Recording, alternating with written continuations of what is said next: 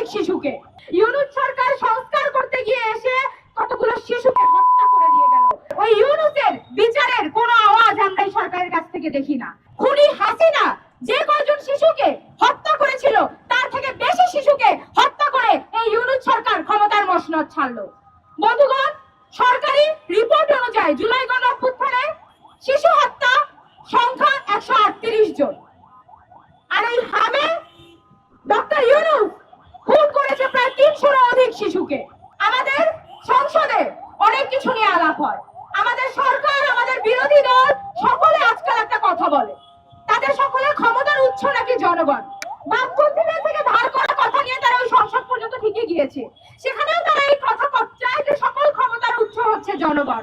কিন্তু বন্ধুগণ, সেই ক্ষমতার উৎস, সেই ক্ষমতার পর্যন্ত পৌঁছানোর যে চেয়ার, সেটা তারা তৈরি করে জনগণের লাশ দিয়ে, শিশুদের লাশ দিয়ে। আমরা তাই দেখতে পাচ্ছি। এখন পর্যন্ত ওই খুনি সরকারের, ওই ইউনূসের বিচারের কোনো আওয়াজ আমরা এই সরকারের কাছ থেকে দেখি না। আমরা দেখি না কোনো প্রতিরোধের কথা, আমরা দেখি না কোনো প্রতিকারের কথা। কিছুক্ষণ আগেও বক্তারা বলে গেল যে ঢাকা বিশ্ববিদ্যালয়ের কেন্দ্রীয় যে খেলার মাঠ, তাকে তার চাওয়া হয়েছিল চিকিৎসার জন্য, শিশুদের চিকিৎসার জন্য জরুরি ইউনিট হিসেবে সরকার থেকে চাওয়া হয়েছিল। এই ডাকসু, এই যে ক্ষমতার কাছাকাছি অবস্থান করা আর একটা দল, তারা সেটা দিতে নারাজ হলো। বন্ধুগণ, আমাদের শিশুরা মরছে, আমাদের দেশের ভবিষ্যৎ পুড়ছে, কিন্তু আমাদের সরকারের, আমাদের বিরোধী দলের তা নিয়ে টনক নড়ছে না। আমি এই প্রধানমন্ত্রীর কাছে, বিএনপি সরকারের কাছে প্রশ্ন রাখতে চাই, যে বাবা তার শিশুর লাশ নিয়ে দৌড়াতে দৌড়াতে মহাখালী পর্যন্ত হেঁটে যেতে হয়, তাকে আপনারা আসলে কোন কার্ডটা দিবেন? ফ্যামিলি কার্ডে তার হচ্ছে না, কৃষক কার্ডে তার হচ্ছে না, এলপিজি কার্ডে হচ্ছে না, তাকে কি আপনারা আগামী দিনে সান্ত্বনা কার্ড দিবেন? সেই সান্ত্বনা কার্ড জনগণ চায় না। জনগণ ওই ভিক্ষা দায় ছাড়া আর চাচ্ছে না। জনগণ চাচ্ছে বিচার। শিশুর লাশ নিয়ে যে মা বাবা দৌড়াচ্ছে, তারা চাচ্ছে বিচার। সেই বিচারটা নিয়ে কেন এখনো আলোচনা উঠছে না? ইউনূস সরকার সংস্কার করতে গিয়ে এসে কতগুলো শিশুকে হত্যা করে দিয়ে গেল। বন্ধুগণ, সেই বিচার নিয়ে কোনো আওয়াজ নাই, সেটা নিয়ে কোনো পদক্ষেপ নাই। আমরা এখনো দেখছি না যে সরকারের টনক নড়ছে, কোনো জরুরি অবস্থা তারা ঘোষণা করছে, আইসিইউ সংখ্যা বাড়ানো হচ্ছে, অক্সিজেনের সংখ্যা বাড়ানো হচ্ছে, আমরা তেমন কোনো খোঁজ পাচ্ছি না। এই শহরের, এই ঢাকা শহরের হয়তো বা কিছু না কিছু খোঁজ আমাদের কানে আছে।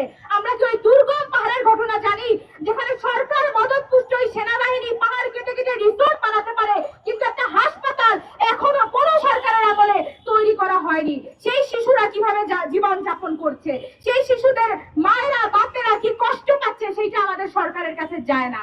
ফ্যামিলি ম্যান তারেক রহমানের কাছেও সম্ভবত সেই কান্নার আওয়াজ পৌঁছায় না। বন্ধুগণ, আমরা স্পষ্টভাবে জানাতে চাই যে অনতিবিলম্বে এই সরকারকে যে মহামারী দেখা গেছে তা ঠেকানোর জন্য তার গুরুত্বপূর্ণ ব্যবস্থা গ্রহণ করতে হবে। পাশাপাশি ইন্টারিম সরকারের দায়ী যারা আছে তদন্ত সাপেক্ষে তাদের বিচার নিশ্চিত করতে হবে। ইউনূস সরকার একজন খুনি, তার সরকারের স্বাস্থ্য উপদেষ্টা এবং এই প্রধান উপদেষ্টা ডক্টর মোহাম্মদ ইউনূসকে বিচারের আওতায় আনতে হবে। সংস্কারের নামে ডক্টর ইউনূস কেবলমাত্র তার ঋণগুলো মওকুফ করেছে এবং একটা ইউনিভার্সিটি করে দিয়ে চলে গেছে। বন্ধুগণ, আমরা যদি দেখি তাহলে যে শিশুগুলো মারা যাচ্ছে তাদের পরিবারের দিকে তাকিয়ে দেখেন, তারা এই দেশের মেহনতি জনগণ, তারা ওই গরিব মানুষজন, যাদের শিশুদেরকে আসলে তারা ওই মা বাপের একটা আইসিইউতে নিয়ে যেতে পারছে না, প্রাইভেট হাসপাতালে নিয়ে যাচ্ছে না। আপনারা ঢাকা মেডিকেলে গিয়ে দেখেন যে একটা শিশু, একটা সুস্থ শিশু যদি এখানে চিকিৎসার জন্য যায়, তাহলে সেই অসুস্থ হয়ে মারা যাবে। কই সেটার বিরুদ্ধে এখন পর্যন্ত আমাদের সরকার কোনো ব্যবস্থা গ্রহণ করেনি।